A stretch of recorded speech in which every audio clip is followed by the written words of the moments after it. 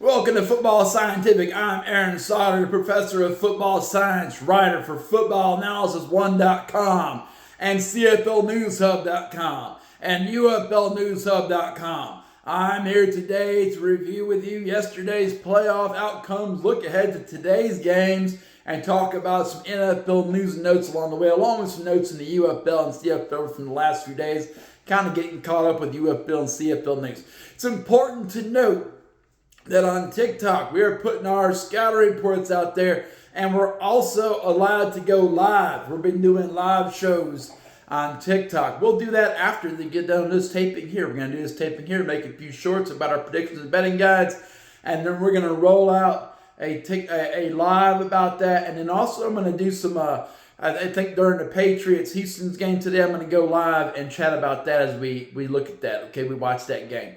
That'll be kind of fun. It won't be right at 3 o'clock. I got some things to do, but it will be about 4 o'clock Eastern time, I believe. Okay? All right. So here we are getting ready to go over these playoff outcomes. Here's my co-host, Tyler the Tiger. Tyler the Tiger here, ready to go, raring to get it. The NFL playoffs have been amazingly fun, except for Buffalo losing, which is sad. But other than that, it's been a pretty good time. And the Bo Nix broke his ankle, and that's okay. I guess that's okay if you don't like Bo Nix. I don't like Bo Nix. You know that? So dang your ankle. Okay. The Seattle Seahawks won, and I guess I'm stealing all the thunder right now. What do you think about that, Professor? I think we should get started with the show because we have a lot of content to make today. That's right. We have a lot of content to make today. You're right. So let's get down to it. Let's break it down. Let's break it down. Here we go. All right. First, yesterday afternoon, Buffalo Bills, Denver Broncos played a classic, man. Played a classic. We don't like the outcome, but it was still an amazingly good game, man. Buffalo Bills, Denver Broncos. Josh Allen came out. He went 25 for 39, 283 yards passing, 3 touchdowns, 2 interceptions, and 2 critical fumbles, man. You can't have 5 turnovers in a divisional championship game, man. You can't do that. You're not going to win. And had we won, I would have been more offended by that, I think. You can't turn the ball over 5 times and then move on to the AFC Championship game. We almost did it. But that's horrible, man. It's bad football. Okay, James Cook, 24 runs, 117 yards, 0 touchdowns, 1 fumble. Had some big runs, but had that 1 fumble. Come on, man. Turnovers. Dalton Kincaid, 6 catches, 83 yards, 1 touchdown, 0 sacks. Okay, Denver Broncos. Bo Nix came out, won 26 for 46, 279 yards, 3 touchdowns, 1 interception. Not a lot better than Josh Allen. 1 less turnover, didn't fumble the ball. That's 3 less turnovers. That is 2 less turnovers. That's quite a bit better than Josh Allen, actually. R.J. Harvey, 6 runs, 20 yards, 0 touchdowns, 0. We shut that run game down. Buffalo has not been shutting down run games, but they shut it down this time. Marvin Mims, 8 catches, 93 yards, 1 touchdown. He scored a touchdown, pulled him ahead at the end, and forced overtime rather than winning the game. They had 3 quarterback sacks. So that gives them 71 sacks for the year. I mean, their pass rush is legit. Boom. San Francisco. So Buffalo loses to Denver 33-30 in overtime. How did this game go down? Well, here's the key things, man. First, it started out pretty much, hard fought, battle. Right before halftime, Denver scored the touchdown to go up 17-10. Now, that's the middle 8. The middle 8 is where games are decided in the NFL, okay? So what Buffalo needed to do was get out of that half, man. Get out of that half. Come back. They got the ball back at the beginning of the second half. Go score a touchdown. Even this thing up in the middle 8. They do that, they're in good shape, okay? But they didn't do that, man. They came out and Josh Allen tried to be Superman and fumbled the ball, giving the Broncos the ball back, kicking a field goal, getting 10 points in the middle 8, okay? That's trouble. Okay? And then coming back from halftime, Josh Allen goes out there and what do they do? Fumble again, losing 2 fumbles, not getting any points in the middle 8. Whether you believe in the middle 8 or not, as a predictor who wins the game, Denver won the game. They won the middle 8. I'd hate to it'd be hard to find a time where a team didn't win the middle eight and lost the game and won the game. So those things are rare. You think the game comes down to the last few minutes, which I guess it does. But the predictor of who wins and loses is that middle eight, almost 100% of the time. Boom. Then we go to overtime. So before we go back and forth. Looks like Buffalo lost 55 seconds left. They gave up a touchdown. Boom. They came back. They kicked the field goal. Boom. Forced overtime. Okay. And then in overtime, Bills don't get the job done. They don't get the job done. Okay. They stop the Broncos. They don't score on the defense. They come back. They give up a field goal. They lose the game. Penalties. At the end of that thing, 2 pass interference calls. Probably should have been 3 because the one that didn't get called pass interference was worse than the other ones. Okay. And then we also, for no specific reason, roughed Bo Nix. Now, probably broke his ankle. So Joey Bosa got that done. But he still finished the game. And we set him up for the field goal. So Bo Nix didn't have to do that. Undisciplined football, man. Buffalo loses 33-30. And that's how we looked against the good teams this year. We looked bad. We looked bad against the Houston Texans, New England Patriots. First time I played them, Atlanta Falcons. They're not even that good. And we looked bad against them. Okay. So, I mean, we got some issues. They got to get a number 1 receiver. And they got Brandon Cooks. Well, you're going to overpay that guy? I don't know. I wouldn't overpay that guy. I'd go get somebody. Okay, here we go. Second game. In case you don't know, a blowout. San Francisco 49ers started off poorly. Rashid Shaheed returned a kick, 95 yards for a touchdown to start the game off for the Seattle Seahawks. That's not in the stats I have, but that's how the game went for San Francisco. Okay, Brock Purdy came out, went 15 for 27 for 140 yards, 0 touchdowns, 1 interception. Christian McCaffrey had 11 runs, 35 yards, 0 touchdowns. Their fumbles shut down pretty much, man. This offense was shut down. Jake Tungus had 5 catches, 59 yards, 0 touchdowns, and a fumble, and 2 sacks for the 49ers. Their passers has not been all that, so that's not surprising. Seattle Seahawks, Sam Darnold went 12 for 17, 124 yards, 1 touchdown, 0 interceptions. Kenneth Walker, third, 19 runs, 116 yards, 3 touchdowns, 0 interceptions. Jackson Smith-Njigba didn't have a great game. 3 catches, 19 yards, 1 touchdown, but he didn't need to have a great game. 2 sacks for Seattle. They win 41-6. Ouch. So Denver's going to host the AFC Championship game against the winner of the Houston-New England game today. And Seattle will host the winner of the Bears-Rams game today. Okay. And that's what games are going on. At 3 o'clock, we got Houston and New England. And like I said, we're going to go live on that and talk about that game as it goes. Probably starting about 4 o'clock. We'll be a little late because I got some things to do. And then at 6:30, we've got the Rams and the Bears. We'll have people at the house. I don't know if I want to go live on that. We'll see what happens, okay? All right, so with those games in mind, here are our betting guide and predictions, okay? So first, Houston Texans, New England Patriots. Defense versus defense. Drake May versus C.J. Stroud. I give the Patriots the edge on offense in this game. I think they got a better running game. I think Drake May is better than C.J. Stroud, honestly.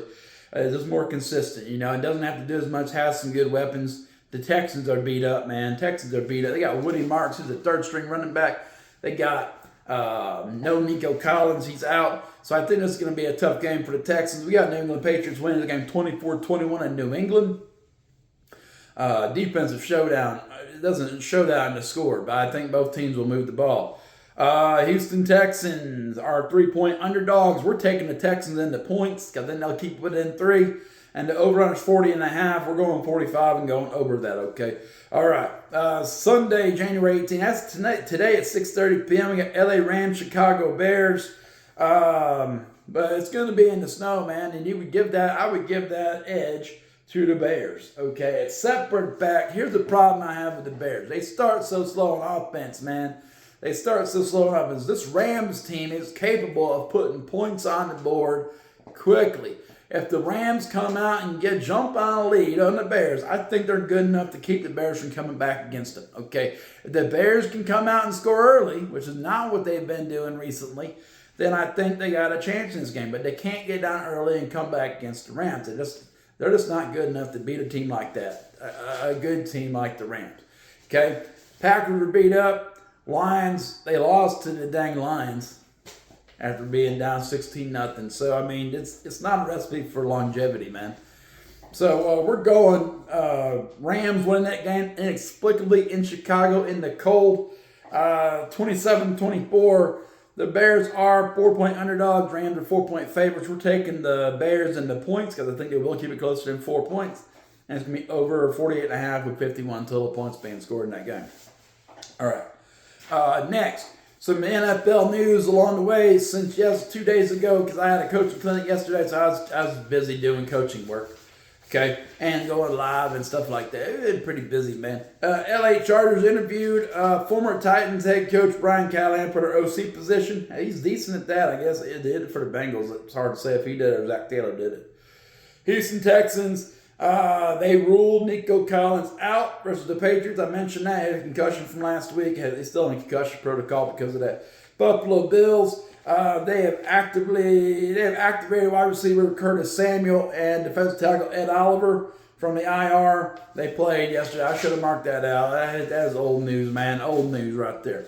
Miami Dolphins, interim defensive lineman. Jacksonville, interim defensive coordinator, not defensive lineman. Interim defense coordinator for Jacksonville Jaguars, Anthony Campanile, is getting a chance to interview for the Dolphins head coach position.